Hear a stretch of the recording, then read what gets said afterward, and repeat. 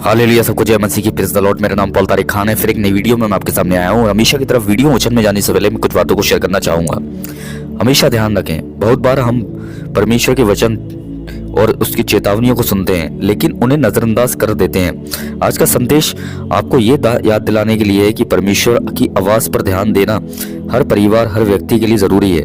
अगर बाइबल में संदर्भ देखें तो कुछ संदर्भ हमें देखने को मिलते हैं, जैसे यूहन्ना 3 और 16, क्योंकि परमेश्वर ने जगत से ऐसा प्रेम किया कि उसने अपना इकलौता पुत्र दे दिया ताकि जो कोई इस पर विश्वास करे वे अनंत जीवन पाए बल्कि नाश ना हो।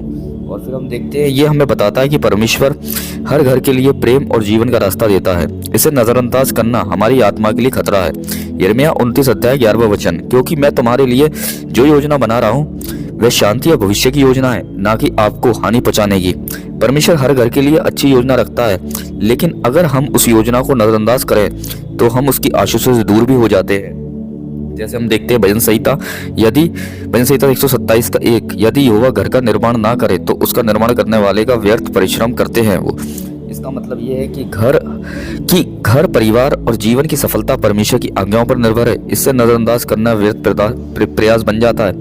मत्ती 7 अध्याय 24वां 25वां वचन, जो मेरा ये वचन सुनकर उसका पालन करता है वह बुद्धिमान व्यक्ति के समान है जिसने अपने घर को चट्टान पर बनाया।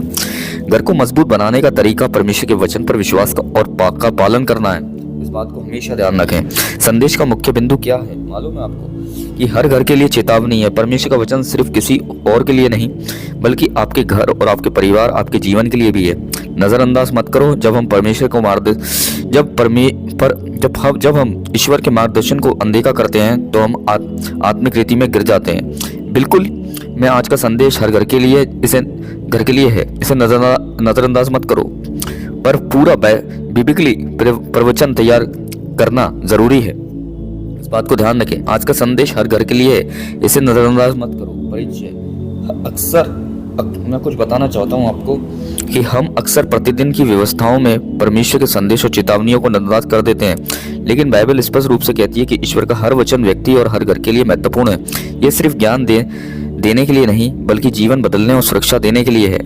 इसलिए बाइबल से उदाहरण और शिक्षाएं भी है। यूहन्ना 3:16, जैसे आपने पढ़ा था, क्योंकि परमेश्वर ने जगत से ऐसा प्रेम किया कि अपना इकलौता पुत्र दे दिया ताकि जो कुछ पर विश्वास करे वह नाश ना हो। परमेश्वर का प्रेम बचाव हर घर के लिए है। इसे नजरअंदाज करना जीवन की सबसे बड़ी का अवसर खो देने के बराबर है। जैसे हम देखते हैं मेरे प्रिय भाई बहनों, परमेश्वर हर घर के लिए सकारात्मक सुरक्षित योजना तय करते हैं। यदि हम उसके निर्देशों का नजरअंदाज करें तो हम उसकी योजना का लाभ नहीं उठा पाएंगे। मैं बताना चाहता हूँ, परिवार की सफलता, खुशी और स्थिरता ईश्वर पर निर्भर है। जो लोग उसके मार्गदर्शन को अनदेखा कर देते हैं उनके प्रयास अक्सर व्यर्थ रह जाते हैं। इस बात को ध्यान रखें। वचन का पालन करने से हमारा घर और जीवन मजबूत होता है। नजरअंदाज करने से हमारी नींव कमजोर पड़ जाती है। इसलिए इफिसियों 6 अध्याय 1 और 4 वचन, बच्चे अपने माता पिता की आज्ञा को माने क्योंकि वे प्रभु में उचित है। पिता अपने बच्चों को क्रोध ना भड़काओ बल्कि उन्हें प्रभु के शिष्यत्व और शिक्षा में चलना सिखाओ। ये संदेश परिवार के हर सदस्य के लिए है कि हर घर में प्यार और अनुशासन की नींव ईश्वर के वचन से ही मजबूत होती है। इस बात को हमेशा ध्यान रखें मेरे प्रिय बहनों। इसलिए मुख्य संदेश ये है आज कि परमेश्वर की आज्ञा नजरअंदाज मत करो। यह केवल चेतावनी नहीं बल्कि जीवन की सुरक्षा है। हर घर के लिए आवश्यक है, चाहे आप छोटे घर में हैं या बड़े परिवार में हैं। ईश्वर का वचन सबके लिए है। क्रियावान जरूरी है, सिर्फ सुनना पर्याप्त नहीं है, पालन करना भी जरूरी है। कदम उठाने के सुझाव भी इसमें दिए गए हैं। अपने घर में प्रतिदिन प्रार्थना और बाइबल पढ़ने की व्यवस्था करें। परिवार के साथ मिलकर ईश्वर के वचन पर चर्चा करें। बच्चों को भला आचरण और ईश्वर के मार्गदर्शन में उसका पालन पोषण करें। मुश्किल समय में ईश्वर की सहायता पर भरोसा करें, नजरअंदाज मत करें। निष्कर्ष ये निकल के आता है कि आज का संदेश साफ है कि इसे नजरअंदाज मत कीजिए। यदि हम परमेश्वर के वचन को अपने घर में अपनाएं तो हमारा घर सुखी मजबूत हो जाएगा, ईश्वर की आशीषों से भरा होगा। इसलिए इस बात को ध्यान रखें। अगर आप पवित्र आत्मा की आवाज को इग्नोर करते हैं तो इस बात को ध्यान रखें, आप गिरते हैं। अगर आप पवित्र आत्मा की आवाज को पकड़ते हैं तो आप चलते हैं। इसलिए लिखा हुआ है, जो पवित्र आत्मा की निंदा करता है वो क्या करता है, उसका पाप कभी क्षमा नहीं किया जाएगा। सबसे बड़ा पाप क्या है मालूम है? पवित्र आत्मा को इग्नोर करना।